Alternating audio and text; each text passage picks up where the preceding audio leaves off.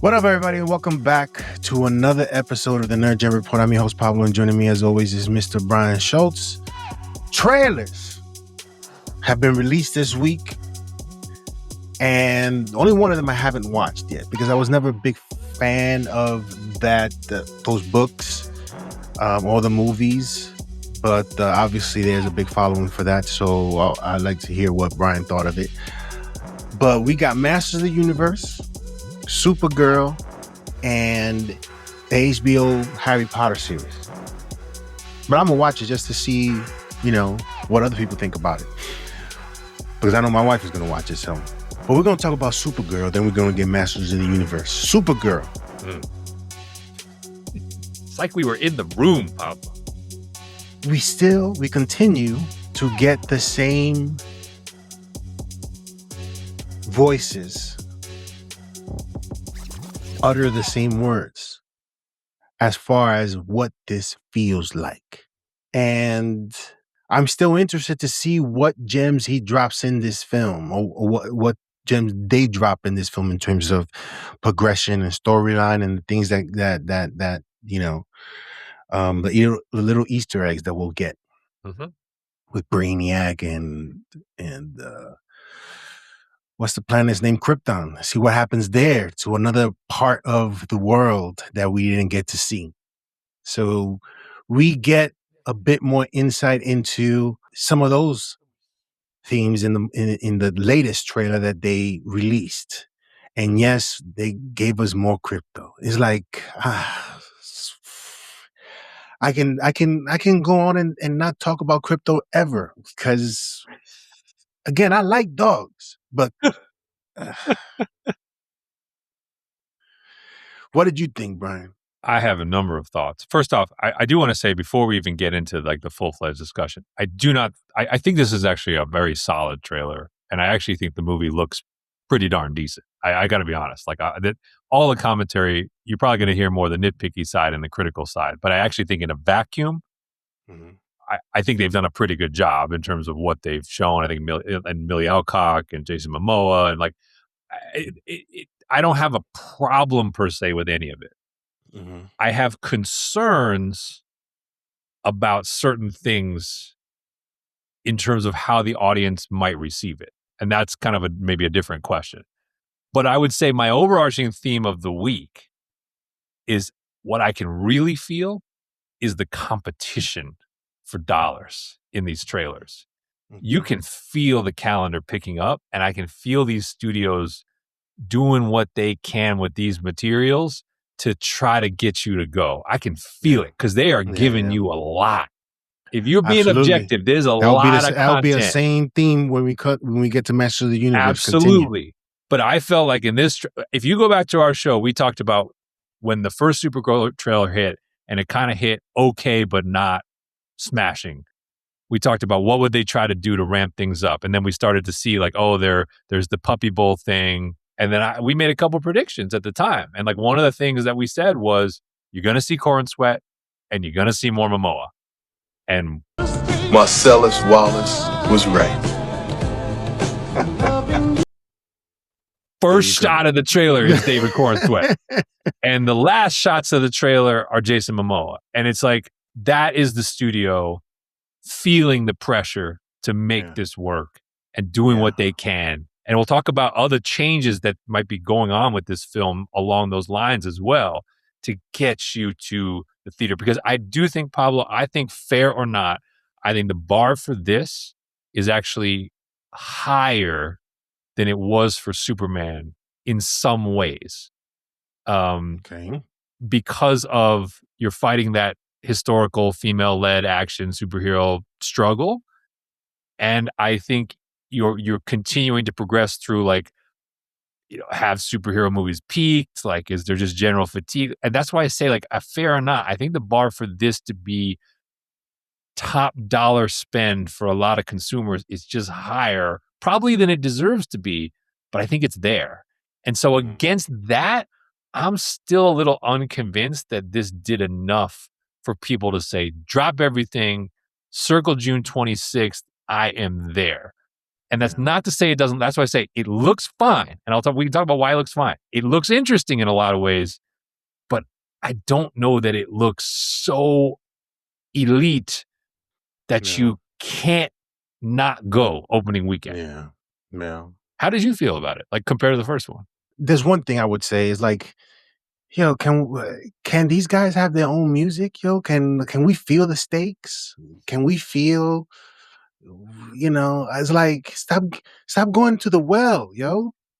Create some new stuff, yo. Like you did. You didn't even do it for Superman, but we get why you didn't do it for Superman. Even Zach did it with Superman, yo. Zach did it with Superman as far as like, I'm gonna do something new and dope, and it was actually really that was really good. I was gonna say they actually did do it for Superman. They just did it with the John Williams score.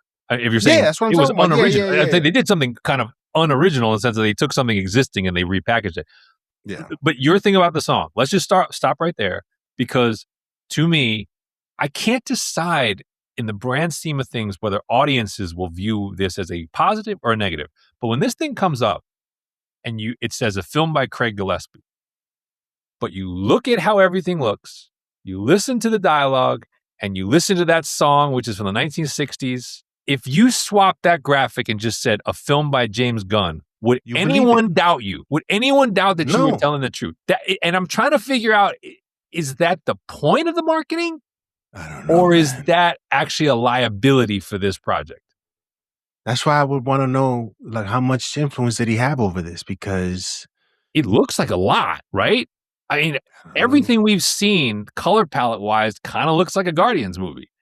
Every style of dialogue feels like something he wrote or script doctored.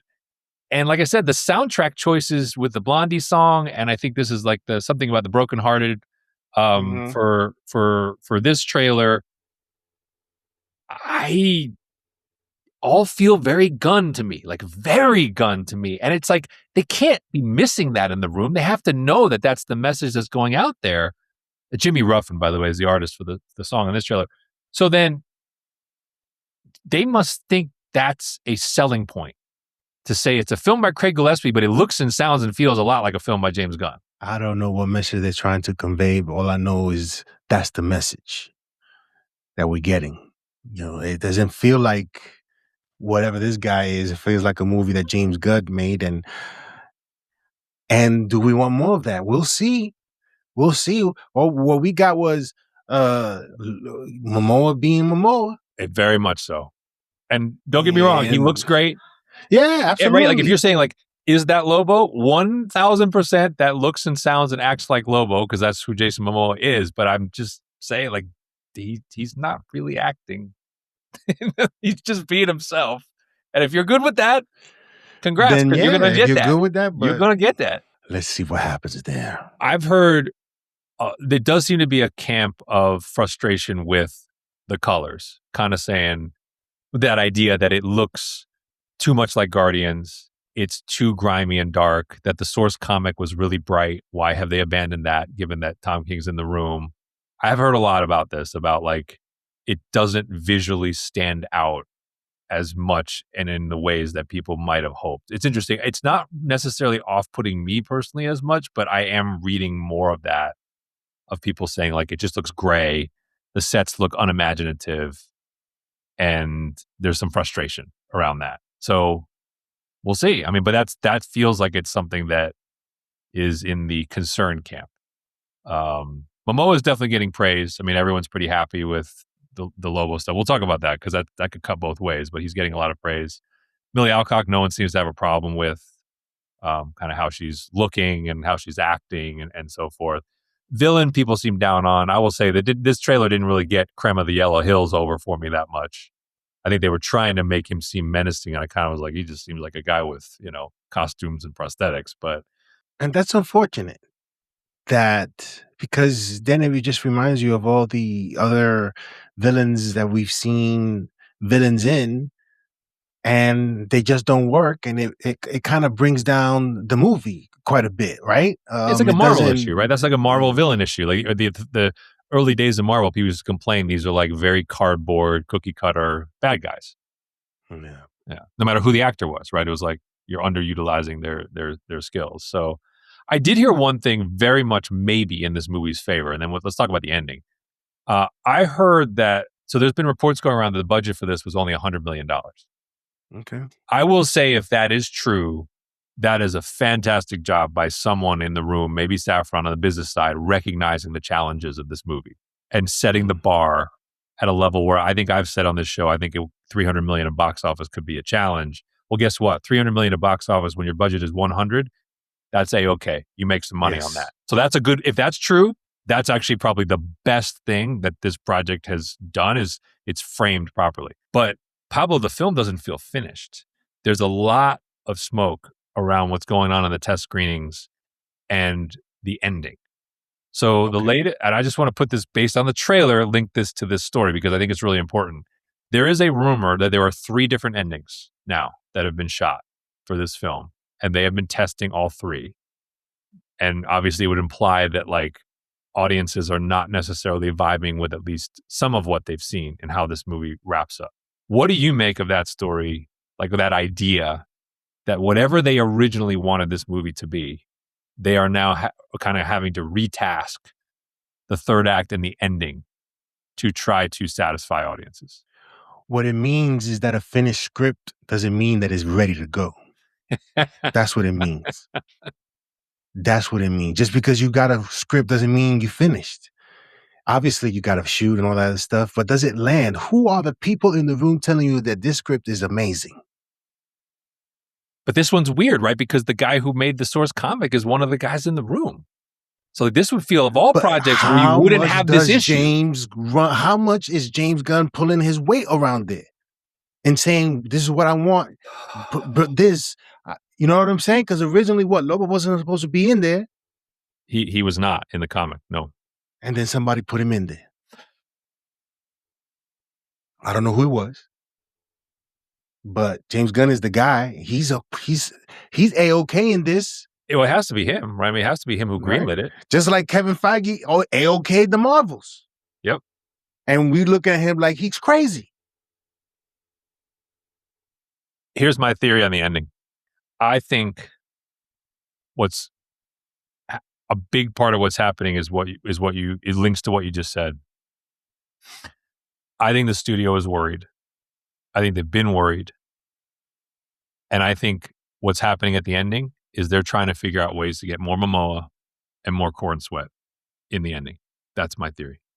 Because we've already heard, remember, I told you at the time when they started leaking all that Lobo promo material, like in January, there was a leak coming out of a test screening of someone saying like, no, Jason Momoa is really involved in the third act. And I was like, that's a really specific leak to come out of a test screening. And it felt like a plant. It felt like a studio planted leak of like wanting the audience to know he's not just a cameo.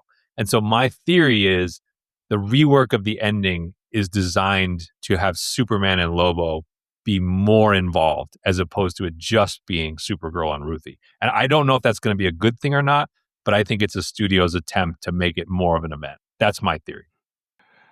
Yeah, man. I, at one point, had high hopes for this movie, but doesn't look like it's gonna, for now at least, based on the issues that they seem to be having, that this may not land the way they had wanted it to land. I mean, obviously, right now they're not trying to lose. They're trying to excite the base. Right. But then when they do these test screenings, they get a taste of what the majority may feel. It just these guys are saying this. You know what I'm saying? And we have to keep coming back to the well again. It ain't looking too good. Yeah, I mean, I still have hopes. Like I said, I still have hopes for this. I'm still interested in it. Yeah. But like I said, like when I keep looking at that calendar, and I see the amount of, this trailer has a lot of action. There's a lot of effects. There is a lot of Lobo. Everything is in here, right? Superman's in here at the beginning. And I'm like, this is a pull out all the stops type of trailer, right? This is a one designed to like, you're going to be seeing this in front of movies for the next couple months. And they are using this to be like, yeah, you got to be there June 26th. And that's where I'm just like, folks, go pull up that calendar. There's so much. There's so much. And we'll talk about it with He-Man, which kind of has some of this a similar challenge earlier in the summer. I don't have the conviction. Like, I don't have the conviction for families, for kids. I don't have the conviction that for them, it's going to be a prime consideration relative to Toy Story the week before, Minions the week after. Like, I don't know.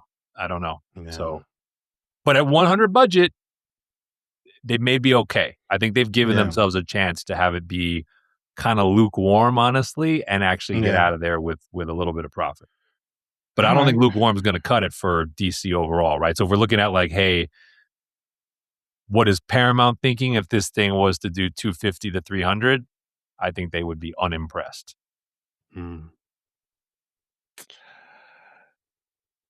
Masters of the Universe. Speaking of too much. Oh.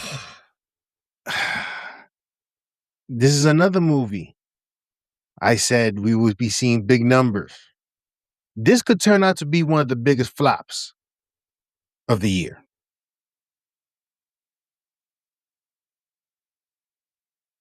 That's what I'm seeing, Brian. This could turn out to be one of the biggest flops of the year. What a change for this guy. What a change for this guy. I mean, hey, Rocky 4.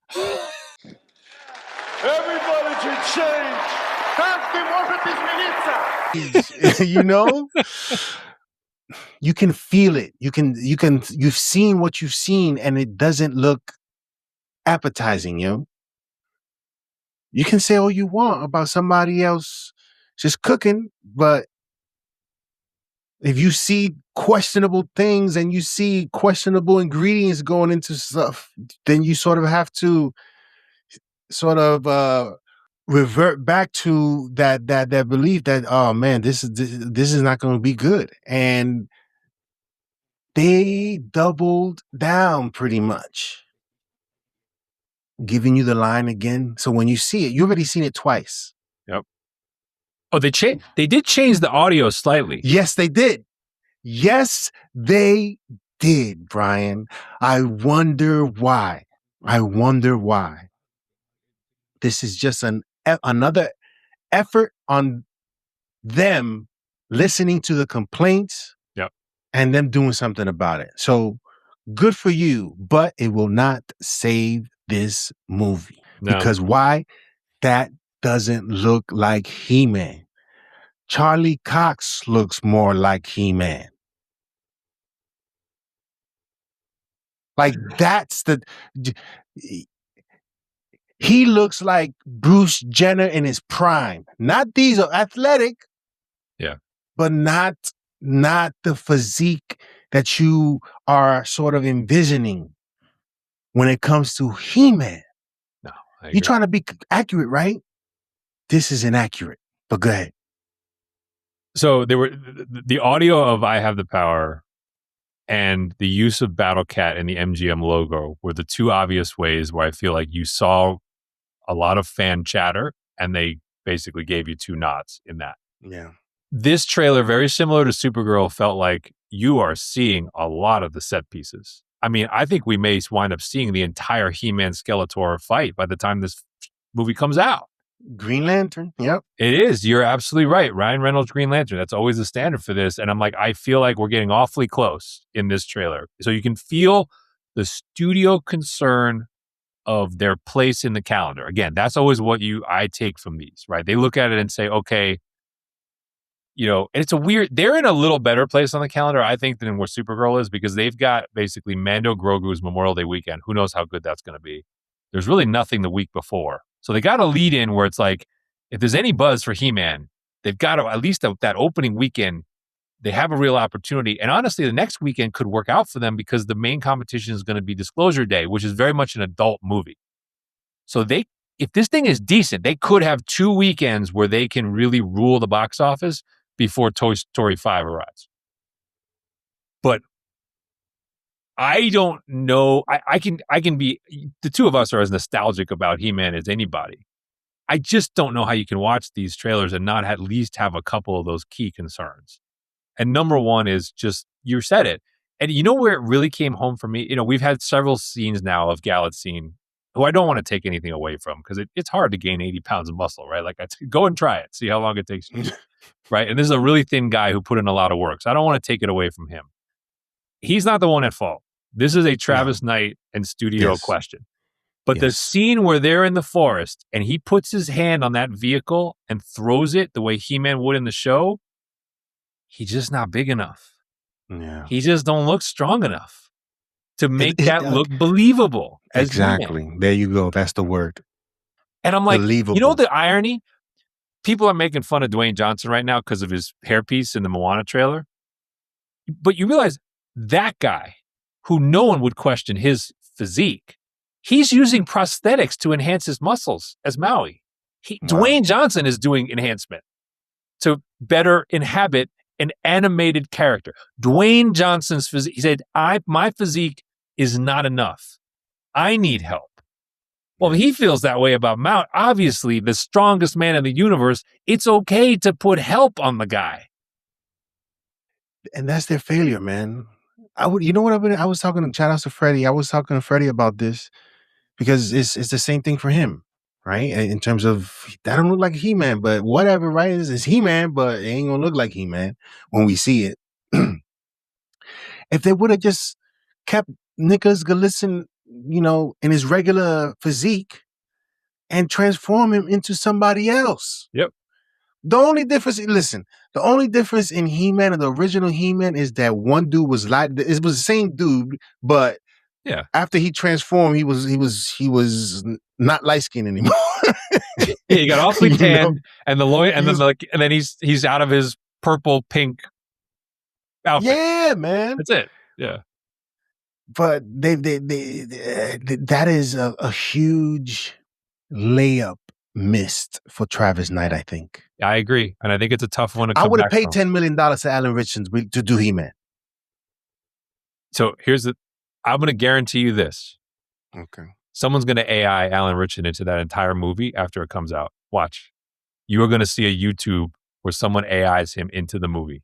Because just go. The amount of AI swapping going on in movie scenes right now is ridiculous. Yeah. So you're gonna get to see Masters of the Universe with Alan Ritchson. He won't actually have done it. My second thing, Jared Leto, man, come on. I don't know what's going on with this voice, and I have said many times you can't do the Skeletor voice in the show. You can't. I'm not saying that. I just want to know how they settled on the accent and the delivery that we seem to be getting in this trailer, because I just found it weird. I'm going to disagree with you, Brian. I didn't say, I'm not going to say this is amazing, because we don't, obviously Skeletor can't sound like his original state. So what does Skeletor sound like? We've gotten the Joker as Skeletor, yo. True. Mark Hamill did Skeletor. Yeah, you're right. So when I didn't like that. When I saw that, I was like, that's the Joker, So him sounding different, I'm fine with. Okay. I just thought it was a weird different. I was like, he went in some directions where I was like, I don't even know how you workshopped that and came up with it. That one I'm looking forward to seeing the extent of it and how that plays out. But although I will say I was dying because after we watched the trailer here, I had to. My kid was like, I remember Skeletor sounding really goofy, and I said, no, you remember correctly. I found a montage on YouTube of Skeletor just insulting his underling for 10 minutes straight. I was dying. I was laughing so hard at the stuff they had him say. People should look that up. That's some good stuff right there. He goes in on them, and those are the sort of traits that we look forward to seeing. Exactly. So, but I wasn't convinced by that. Weirdly, I thought the supporting characters looked fine. Like, I thought, like, Idris is Man-at-Arms, I'm there for. I thought Camila Mendez's stuff she's doing is sort of a younger version of Tila. I'm there for. Trapjaw looked outstanding. Okay, that I ain't going to give you any demerits for. We're going to see how good they do that. The story, everything else, we already lost out on He-Man. Yeah. We want to see what else is there. Because obviously He-Man there's so many other things that we've seen that we look interested in seeing. I'm hoping Battle Cat gets his gear. But let's see. Let's see what else. I want to see every detail of this movie. That's why I'm going to go see it. I'm not going to go see it for the story anymore. No. Even though, again, I'll reiterate, his mom is from Earth. Yeah. So the storyline makes sense that he's on Earth if she wanted to do that. So that they confirmed that in episode 3 or 4 of the original series. Yeah. So that all makes sense. But we'll see what this is. What we know is not is a realistic looking He-Man. Yeah, and it's too bad because like every time I see the shot of Evelyn, I'm like, perfect. Like whatever I think of Skeletor's voice, he looks amazing. Like the costuming is top notch on this, and we got a more look at some of the vehicles where I was like, yeah, those look like modernized versions of the vehicles they flew around on in the original show. I'm like, that looks fantastic. But you're right. It's like it's very tough to unsee the most powerful man in the universe looking like a boy. And that's kind of what he looks like. And that's tough. So I think, for this thing, which was legit budgeted north of $200 million, I mean, the bar is right. This thing has to clear 500 for it to really be a success. And I'm kind of like, I think they missed out on that opportunity, yo. It could be tough. I think we're getting 3 or 4. It could be tough. Like I said, in this marketplace, I just don't think there's room for mediocrity. To go to the movies is expensive, time consuming, and with the calendar we have, you got to plan it out. So just look at what's happening around you, right? Project Hail Mary forced people to go. If you didn't know about it, you do now because everyone's going and the holds are crazy. Super Mario Galaxy was bulletproof, right? That's going to do, as we know, that's going to do numbers. So that's 2 right there. Yeah. Yep. That's 2 right there. Michael is coming in a couple of weeks. That's going to do numbers. People already. Okay. So that's Michael. 3. That's 3. Man. So you just start to go through your head where like some people that are going to do 2 of those 3 movies or 3, by the time they get to June and July, it's like, okay, they're definitely doing Spider-Man. They're saving money for Spider-Man. They're probably doing 1 or both of Minions or Toy Story. The adults will definitely do Odyssey. So then you're kind of left with like, is there money left over for Masters of the Universe, Supergirl? And you're like, if those are okay, decent, but not mind-bending, I don't know, man. Those feel like wait to watch at home for some people. And that's where you get in trouble when your budget is 200. Now, Supergirl's budget's 100. They might be all right. Masters of the Universe, they don't have that margin. They need this to be solid. Yeah. Shout out to John Campbell because he's been looking very skeptical of this movie and what it can do at the box office. I obviously went a little bit overboard. Well, you went overboard before we saw anything. Where you were going overboard on the hearsay of the sets and the early reactions to the sizzle reel, right? When the first trailer, second trailer, like I think your expectations immediately started to come down after the first trailer. Yeah. After the first trailer, I was like, this ain't it. This is not it. But let us know in the conversation. I have a question for you before we get there. I have a random question for you. This is do you think in the mid credits of Master of the Universe we are going to get a life lesson? Because do you remember at the end of every episode how they used to do that? And there's some good messages. I know there are. They're real. I'm like, yo, that's a good message, yo. Even though this episode was horrendous, that message was good. Do you think they will do a life lesson in the mid I think they should. They should, right? If you're being true service to the show, you should absolutely. It's like if they ever made a true G.I. Joe movie, they absolutely have to do a mid credit of no one is half the battle. They have to. Like that's. And if they do it, the challenge is to make us care. Yeah. And hope that we're still watching it. Word up, yo. Are people going to walk out this movie? Let us know in the comment section when you guys go see this movie. Let me know if you catch anybody walking out. If they walked out, it's because they never watched and they just want to go see hey, let me see this movie. Oh, this movie's horrendous and I'm out of here. So we'll see. We'll see.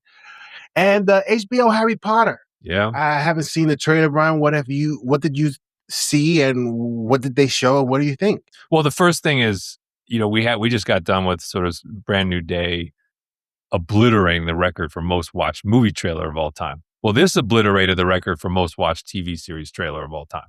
So if anyone had any doubts that the IP still matters to people, I think that put that to rest.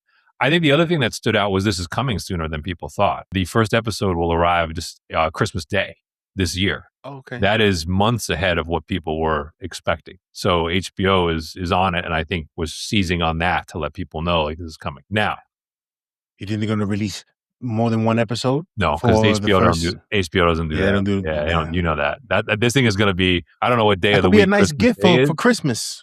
I think that, but I think, and like Harry Potter, especially the first one, Christmas plays a real role in the story, so it is like appropriate to do that. Here was my sort of like reaction to it. I don't know that it looked new enough to really stand out from the movie. That was like one of my questions was how different would this look and feel? And the short answer is a little, not a lot.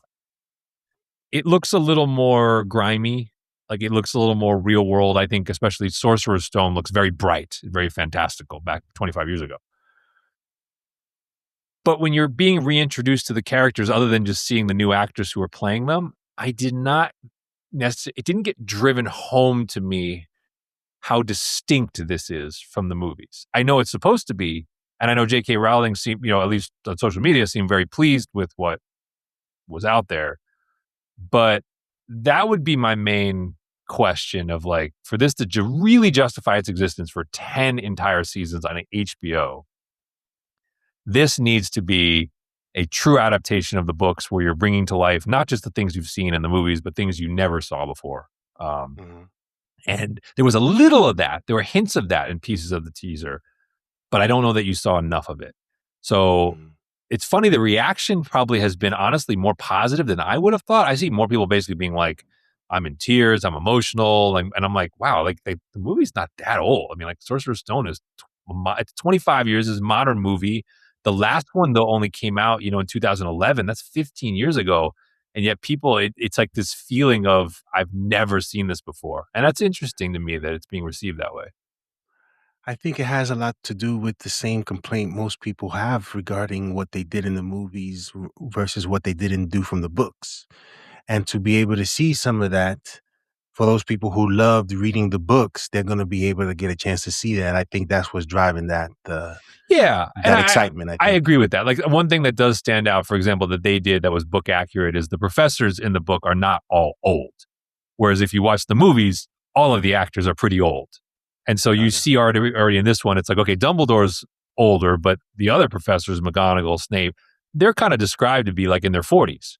And these actors appeared to be that. So you see those little things. Like there's a shot of a Quidditch match being played in the snow where I was like, well, that actually makes sense because they played during the winter season of the school year, but they never showed snow in the movie as part. So like there are these little things that look kind of like neat, but they don't look groundbreaking. And I would say that, the visuals of the movies were fine and they still look pretty decent, like in a lot of ways for today. So we'll see. Like I'll watch it for sure, but I think there's the people I've talked to, at least who are close to the IP, not just kids, but like the parents who read the books and grew up on it, there's definitely real, like, I'm not sure about this. Like I'm nervous. I'm probably as nervous as I am excited. But Christmas 26, I mean, HBO kind of dropped that knowledge that that's one more event for them by the end of the year. So one last question before we wrap this one up. If you are interested in listening to opportunities as an executive over there at HBO or at Warner, does releasing the first episode on theater screens a possibility? And why not? I mean, I would certainly be here for that. I mean, I think that would be, because it's not like they don't need the money. Like this is an opportunity, right? Well, this is also a franchise that has proven it can sell on the big screen, big time. And like Christmas is a movie time of year, as we've known. I mean, especially this year, right? You've got the Dunes Day going on, the week before. a limited release on Christmas for this, there will definitely be a family audience for that. Are you kidding me? Like, this is, as I said, I mean, this is something that kind of crosses a lot of boundaries for people in terms of their interests. So no, I agree with you. I mean, my theory is whether it happens under the current regime or under the new one, the ice has been broken on this type of stuff. I mean, we didn't get, I mean, I don't know how big One Piece turned out to be for Netflix. I haven't seen any numbers on that, like compared to the Stranger Things finale. But like, as I said, like, you know, if Lanterns turns out to be huge, I wouldn't be shocked if, you know, a finale or a season premiere of that show showed up in a theater. Like, why not? I mean, at this point, right? Like, it makes too much sense. If you have the IP and you have the event and the audience, why not do it concurrently? So yeah, let us know in the comment section below what you guys think of these trailers. Supergirl doing similar stuff to Masters of the Universe, too much.